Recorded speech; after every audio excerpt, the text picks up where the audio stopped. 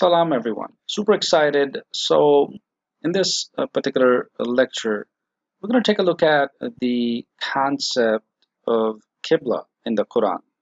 In other words, here's the agenda. There are about 8 or 9 points that I'm going to cover throughout this lecture in depth. So we have a solid understanding of the word Qibla, and not only just the word itself, but how it is used, what is the Qibla of Prophet Muhammad and Moses or Musa, right?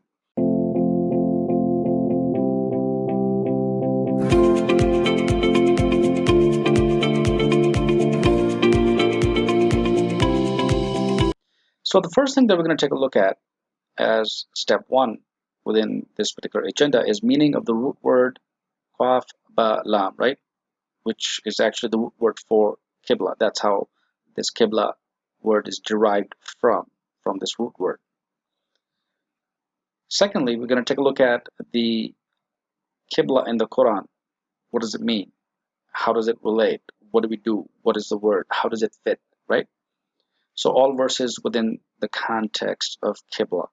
We will explore each one of these verses in context. So by the end of this lecture, and you're going to watch all the way to the end because you will have a solid understanding of what Qibla is, and then you can, of course, decide yourself. Fourth, I'm going to also highlight as we move along different verses in context. I'm going to talk about rituals versus God's commandments or Almighty's commandments. Okay, how do we balance those two things as we move forward within our lives? And then also talk about sacred history. Believe it or not, people actually worship history. Okay, they worship events. They cannot let go of historical events. In other words, they have nothing to do with the Quran or the prophets per se, but in fact, there are several events, and you can think of many. Let me know in the comments below if you can think of such events which are sacred to people. Things are sacred to people, right? So we're going to talk about that too as we explore all these verses in context. Sixth, I'm going to talk about Quran is not a derivative of other texts. I know it's a little difficult concept for many Muslims around the world and many people even. And it's true because the Quran itself is a complete book. Okay, it's a complete text, and the text claims to be complete. Okay, in fact, it not only claims to be complete, it challenges mankind to bring such texts and so forth, right?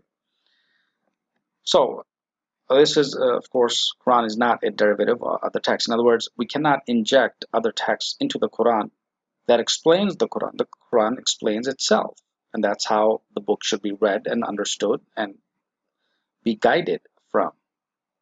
Seventh, the word salat or namaz, right, or prayer, different meanings for the word salat. I'm going to make another video for just the context of salat and how many times it occurred in the Quran later on. But just so you know, the word salat is not mentioned at all within the context of Qibla. In other words, wherever the word Qibla or the context of Qibla is being described within the Quran, Salat is nowhere near that particular context. So this is kind of surprising to maybe most of you, right? Because we typically pray towards Qibla and we perform our Salat or Namaz towards facing the Qibla, right?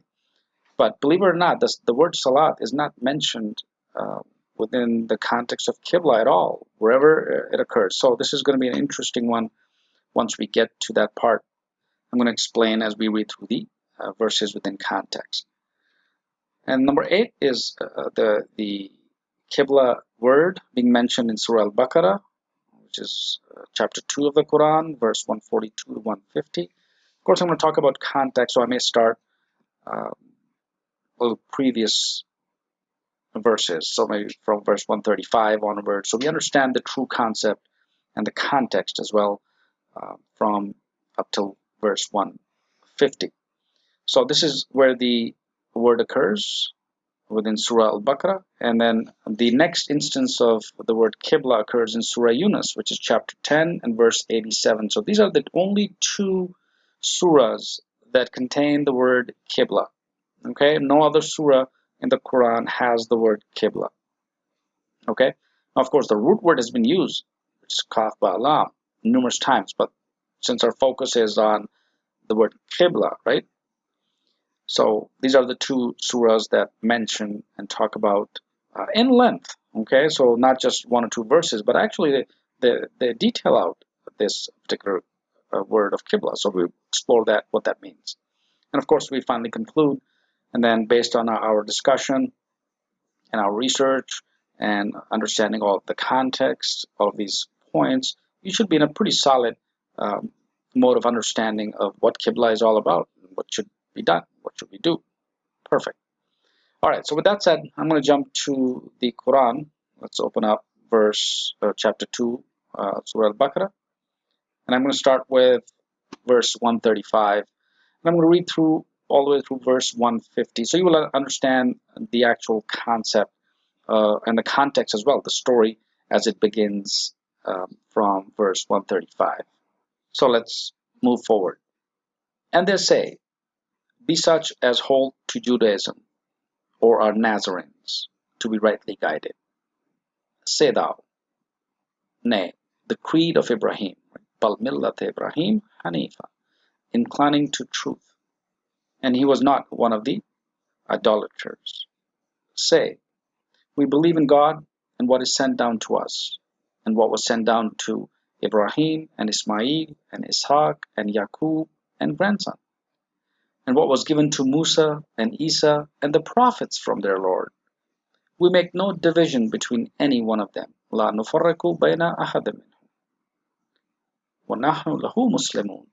And to him we are submitted, right? So all of these prophets, whether it's Musa, whether it's Isa, whether it's Ibrahim, Ishaq, Ismail, and all the rest of the prophets, they were all Muslims. They were nahnu lahu muslimun. And Muslim means to submit, okay? To submit to one God, right? To adhere to God's laws. Those are called Muslims. So Muslim is not, so to speak, a group, okay? It's actually anyone who submits to Lord, to one God, is called a Muslim. And that's exactly what the Quran speaks so far. Let's continue. Verse 137. Then, if they believe in the like of that in which you believe, they have been rightly guided. But if they turn away, they are but in schism. And God will suffice thee against them, and he is the hearing and knowing. The immersion of God, Sibghatullah. And who is better than God to immerse? And him do we serve. Say thou, dispute you with us concerning God, when he is our Lord and your Lord? And to us be our works, and to be your works. And to him we are sincere. Verse 140. If you say that Ibrahim and Ismail and Ishaq and Yaqub and the grandsons, which were such as hold to Judaism or Nazarenes, say thou, know you best, or does God? Okay, so this is again sort of like repeating, right? Verse 140, because in the previous verse they talked about where all of these prophets were Muslims, right? Where people are saying, well, if you say that Ibrahim and Ismail and Ishaq and Yaqub and all these grandsons, Bani Israel, were such hold to Judaism or Nazarenes, in other words, Jews or Christians, right? Nazarenes is the correct term. Say thou, know you best, or does God? And who is more unjust than he who conceals a witness he has from God? And God is not unmindful of what you do. Verse 141. That is a community which has come and gone. It has what it earned, and you have what you earn. And you will not be questioned about what they did. And now we begin from our context, 142. The foolish among men will say, what has turned them from their Qiblatihim, right? So the foolish among men will say, what has turned them from their course, which they were on, right? So the Qibla word means course, direction, focus, okay? So here, the foolish among men will say, what has turned them? Now, what has turned who from their course? So of course, the men we're talking about them, right, are the people who were talked to earlier, which is, let me scroll up a little bit here. So these are those people who say Ibrahim, Ishaq, Yaqub, and grandsons were hold to Judaism or Nazarene, right? And then God says this community has earned what it earned, it has gone. Okay. Now the foolish men will say, what has turned them from their course which they were on? Say thou, to God belong the east and the west. He guides whom he wills to a straight path. And thus we made you an intermediary community, that you might be witness to mankind, and that the messenger might be a witness to you. And we only made the course, the Qibla, وَمَا جَعَلْنَا الْقِبْلَةَ الَّتِي كُنْتَ عَلَيْهَا, which you were on, that we might know who follows the messenger. Now remember, all messengers were on top. Preceding verses were who? They were all Muslims. They all submitted to God and no one else, right? So, and we made this course which you were on, that we might know who follows the messenger. Follows the messenger in what respect? Because the context is speaking about one God, being a Muslim, right? Being submitted. So here, God says, and we only made this Qibla, the direction, the focus, the course, which you were on, that we might know who follows the messenger from him who turns on his heels, right? And who basically doesn't follow. And it is a hard matter, save for those whom God guides. And God will not let your faith be in vain. God is towards mankind and merciful. We do see the turning of thy face about the sky, and we will turn thee towards a course which will satisfy thee, right? So here's the prophet is kind of looking up on the sky and just wondering, and God says, we do see the turning of thy face about the sky, and we will turn thee towards a course which will satisfy thee. Again, the word Qiblatan Fardaha, the direction that will make you happy, right? So what do? God directs the prophet, right? Direct thou thy face towards the inviolable place of worship. Wajhaka Shatral Masjid al-Haram. No, I'm going to make another lecture on Masjid al-Haram. Haram means, of course, forbidden, right? So it's Masjid al-Haram means forbidden mosque, not really. So I'm going to talk about this, why it is called a Masjid al-Haram, and maybe a different lecture. But right now, we're talking about Qibla, right? So God is directing the prophet, direct thou thy face towards the inviolable place of worship, or towards Masjid al-Haram. Now, directing the face, for wajhaka, right? Towards the mosque, towards the Masjid al-Haram. The context, if you focus on the context itself, God is saying, okay, turn towards Masjid al-Haram. But what is in Masjid al-Haram? What Masjid al-Haram signifies? It is a very important concept to understand, because without this, you would not know what to do, right? So we need to understand what Masjid al-Haram is, the history of Masjid al-Haram. In other words, what does the Quran talk about in Masjid al-Haram? Only then you will really understand, well, what does it mean by facing the Masjid al-Haram?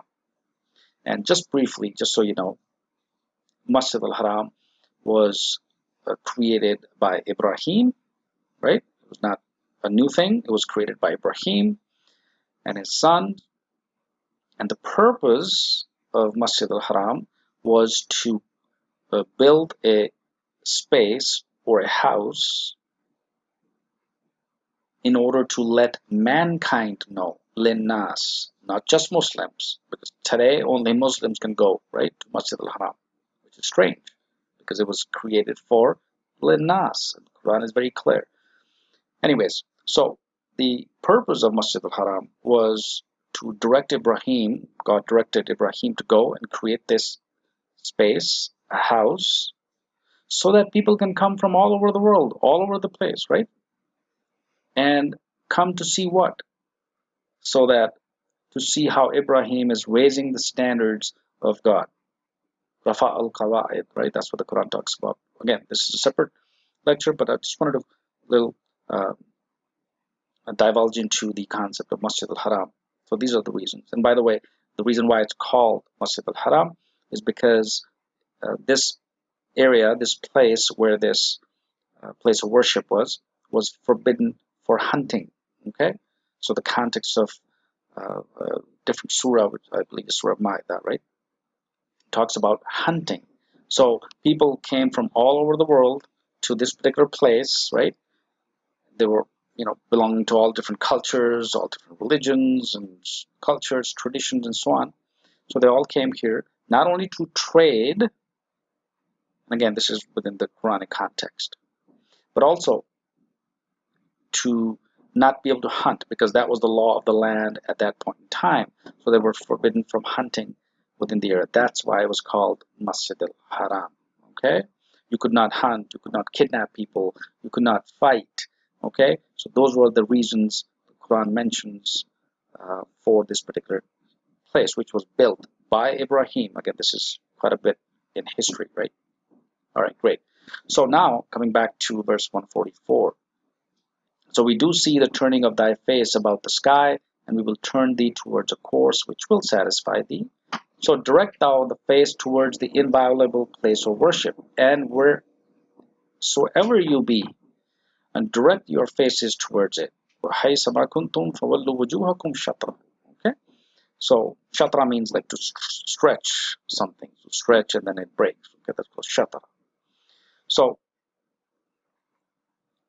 not only you should direct your face towards the place of worship. In other words, keep your focus, keep your direction, keep your mind towards whatever was happening, whatever the purpose of Masjid al-Haram was. Okay, so it's not physically facing the mosque, because physically facing a certain structure doesn't really do you any good.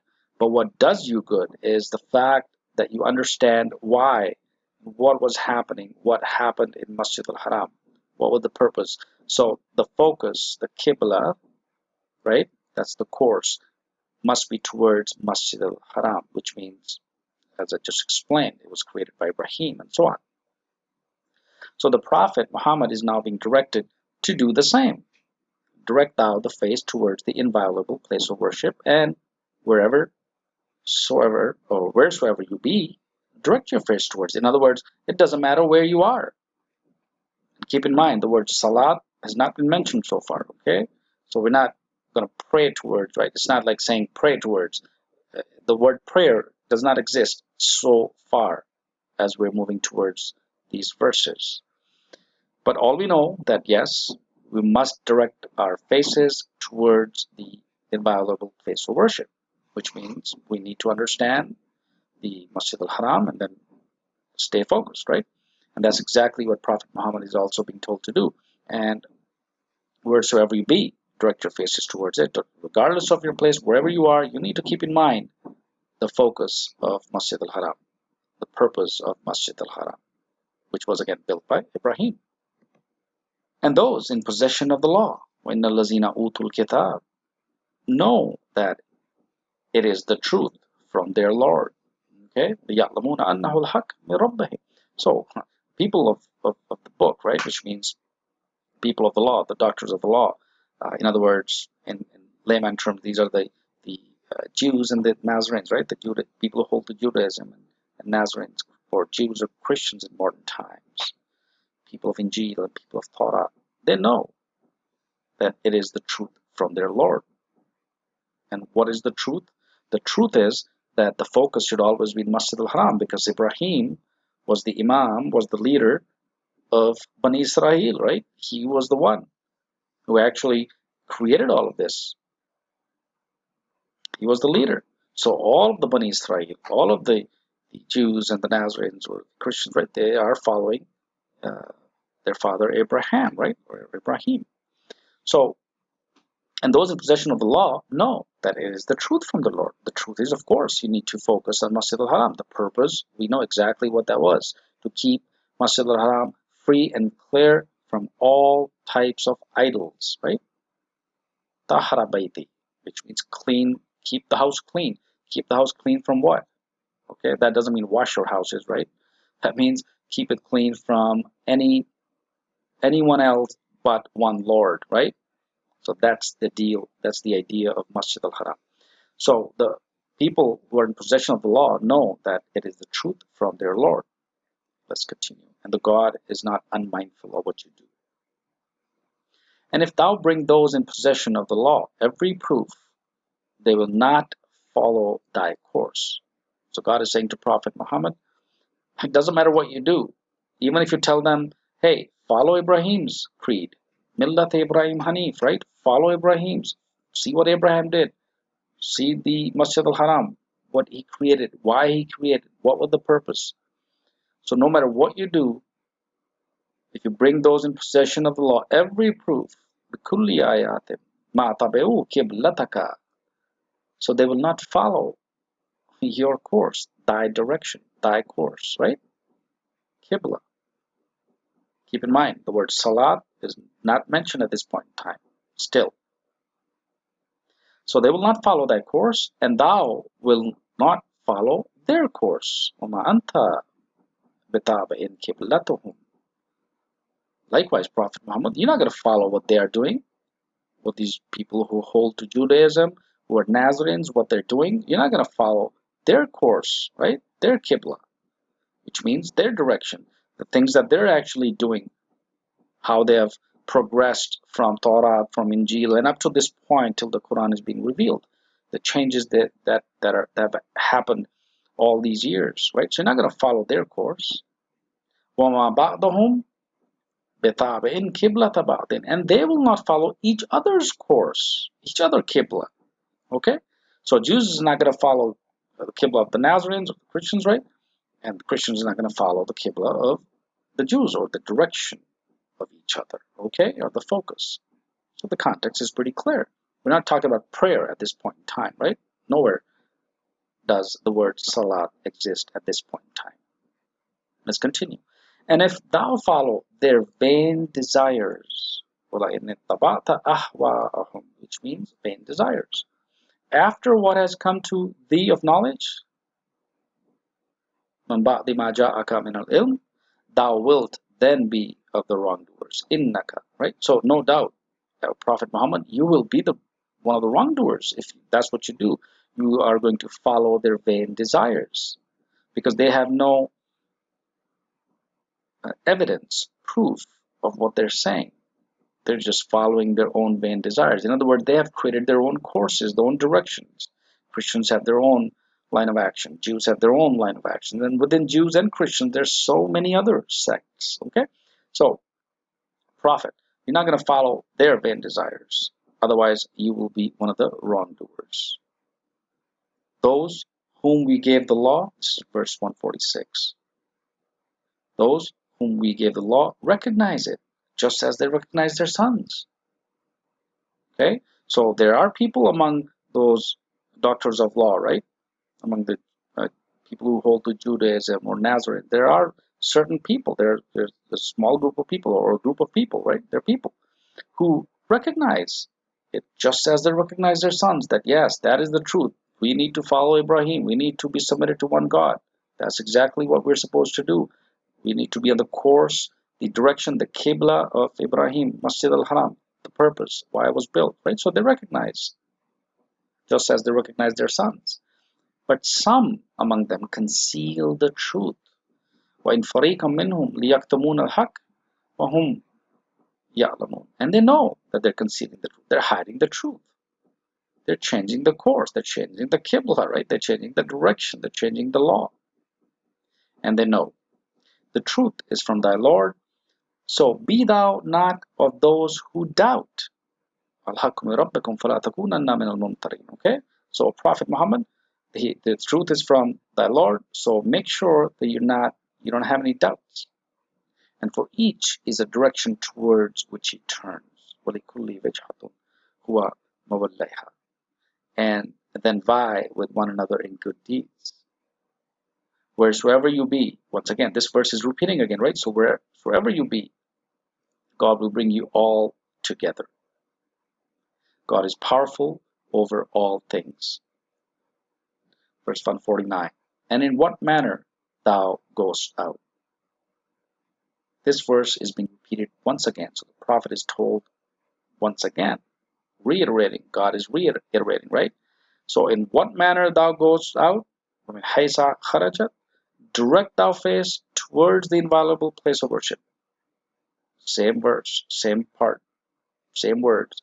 Okay, so make sure your focus stays towards that inviolable place of worship, which was built by Ibrahim. Okay, and so on. So in other words, if this Masjid al-Haram was built, created by Ibrahim and Ibrahim's progeny, that means all of the prophets within Bani Israel, whether it's Ishaq, Yaqub, Musa, Isa, Lut, and so on, any prophets, Yunus, Yusuf, right? They definitely would have come to Masjid al-Haram, okay? Which again, I'm going to talk about in a separate lecture where this Masjid al-Haram exists and the history, the archaeology of whether it's in Mecca or it's in Petra, right? So there are a few theories and I'm supported by archaeological evidence. And of course, the Quran also provides proof of where this Masjid al-Haram is, by the way. It's a separate lecture, so stay tuned for that. All right, so direct thou face towards the inviolable place of worship, and it is the truth from thy Lord, and God is not unmindful of what you do, and in what manner thou goest out. Again, this is being repeated from verse 149 and verse 150, and even in preceding verses. I mean, haysa kharajat, direct thou face towards the inviolable place of worship. Same verses, same words, right? Repeating. So it's a pretty strong way from God telling the prophet. Make sure you don't, shy away. Make sure you don't follow their vain desires. Okay. Direct your face towards Masjid al-Haram. Keep focus. Stay on the same Qibla. Stay on the same course. Stay on the same direction. And wheresoever you be, direct your faces towards it. Okay. So this is like 3, 4, 5 times. That men might have no argument against you, save those who do wrong among them. Okay, so God has told several times to prophet, stick to Masjid al-Haram. Okay, make sure you keep in mind the purpose of Masjid al-Haram, and that's what you're going to follow. You're going to follow Millat Ibrahim Hanif, and here's the result. So once the prophet is going to keep doing that, stay on the same Qibla, stay on the same course, so men have no argument against you, save those who do wrong among them. Okay? So people are going to say, well, the prophet is always focusing on that Millat Ibrahim, Masjid al-Haram. Okay? He's not even talking about anything else. He's not talking about churches. He's not talking about synagogues. He's not doing anything. His direction is very clear. He's on one line of action. Okay? Which means mukhlasina lahuddin if you read the Quran elsewhere, right? So anyways, so men have no argument against you, save those who do wrong among them. So fear them not, but fear me. فَلَا تَخْشَوْهُمْ وَخْشَوْنِي. Okay? So don't fear people, but fear God. And that I might complete my favor upon you, and then that you might be rightly guided. وَلَعَلَّكُمْ تَهْتَدُونَ. So these are the verses that I started with verse 135 all the way to 150 that talks about Qibla. And keep in mind, nowhere the word Salat is mentioned. Nowhere God is directing prophet to pray towards Qibla. Okay, or make your Qibla a prayer. So the Salat is not even mentioned. So the context, if you just do a plain reading once again from 135 to 150, you will not gonna be talking about prayer at all. Okay, perfect. All right, so I'm going to move to the next agenda point here. Let me bring that up. All right, so what I did was I kind of skipped, right? So I didn't talk about the meaning of the root Qabl, which I'm going to cover maybe towards the end. I jumped directly to the verses in context, which is point number 3. So before I move forward, now that you understand the context of the verse, let me go ahead and also cover Surah Yunus, verse 10, chapter 10, verse 87, where the word Qibla is mentioned, and then I'm going to come back to the root word, okay? So, my apologies, just kind of jump directly into the context, but I'm going to try to keep the logic flow correct. So let's go to Surah chapter 10, verse 87. So let's see, find it. There we go. Perfect. So this is Surah Yunus, and then verse 87. This is the context where Prophet Moses or Musa is actually being directed to let his people know to stay in homes, right, and make their homes the Qibla. So let's scroll up a little bit, a couple of verses up, so we understand the context. All right, verse 86. And deliver thou us by mercy from the people who spurn guidance while claiming virtue. And we instructed Musa and his brother, وَأَوْحَيْنَا إِلَى مُوسَى وَأَخِيهِ, right? Which is his brother Harun. So we instructed Musa and his brother, settle your people in Misr, in houses, and make your houses وَجَعَلُهُ بُيُوتَكُمْ قِبْلَةً. So make your houses your Qibla, okay? Now here, the word Qibla is used again. The context is Musa is telling his people to stay in Misr because Pharaoh is actually coming hard down on these people, right? And so forth. So that's what the surah talks about if you scroll up and read the entire surah. So, and make your houses a destination, a Qibla, a course, a direction, a focus. Stay there, okay? So settle in Misr, keep your houses, stay focused within your houses, right? And uphold the duty, waqimus salah. Okay, so this is where the word salah is mentioned, which means to perform a duty. The root word salah comes from swad lam bao, and I'm going to create another lecture on this. What salah is, the references in the Quran, what does it mean? And salat is being mentioned over 90 times in the Quran, so it's not a word or two. It's actually everywhere, so it's very easy to really understand and look at the context of the word salat. So waqimus salah means you uphold the duty. The word salat itself means to follow closely, to adhere to God's laws closely, right? So to follow anything closely, that's the word salat means. But many parts of the world have translated this as namaz, which is the Persian word, right? It's not an Arabic word. And then, of course, all these rituals that people have created and so on. So, which is coming from history as we know it, right? So, but again, I'm going to cover this in a separate lecture. So here, God is instructing Musa. Now, when we talk about Musa, right? Now we're going back in time. So we're not talking about Prophet Muhammad. We're not talking about the Quran. We're actually talking about Moses, okay? And Musa had Torah. So even in Torah, there's a word Qibla, or destination, direction, course. So Musa is even telling your people, hey, make your home, don't go to Misr, right? Settle your people in Misr, because right after this, we're going to move out, and so on. So the story continues later on. And what are you going to do in your homes? Okay, and make your house a place instead. What are you going to do? Waqimus salah. So make sure you uphold the duty. Whatever God has told you to do, make sure you do it.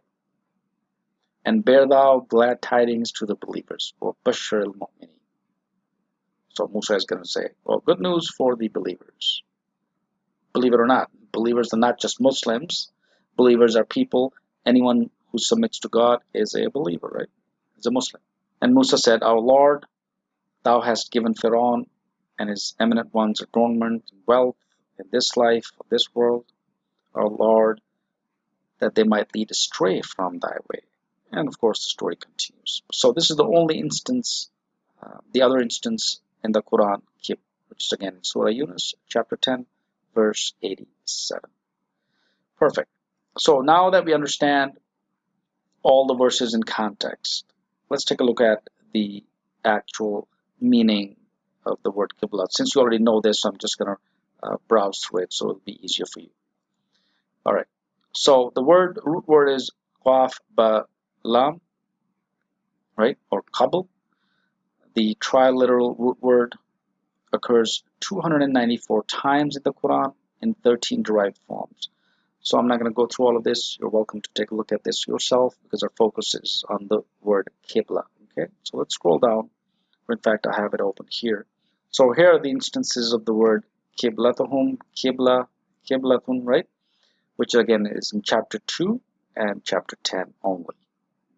So that's the instances of the word. Now notice the simple translation talks about the word prayer, but we've seen in the Quran that the word salat is not synonym or synonymous or in lieu of the word Qiblatun at all, even though translation is such. Okay, because of course people assume that changing Qibla means direction of prayer. Okay, prayer. Even if you were to think that salat is prayer, well, within these contexts, salat is not mentioned. Okay, so what do we do? What does Qibla mean then, right? If it's not used with salat, what does it mean? And we know exactly now what it means because it's pretty clear. Within chapter 2 and chapter 10, in all the contexts of Qibla, salat is not mentioned. So, of course, the meaning is course, direction towards Masjid al-Haram, towards Millat Ibrahim Hanif, right? Make sure that we're submitting to one God and no one else and nothing else. Okay, perfect. All right. So we've covered agenda points 1, 2, 3, the rituals and Almighty commandments. I've also talked about that within the verses in context. Sacred history and worshiping history. Okay, and again, put down in comments if you know, and this is straightforward. People, there are all kinds of people in the world, and of course they they worship historical events, pure history, nothing to do with the Quran, nothing to do with the prophets themselves, but just pure history, and people worship even today.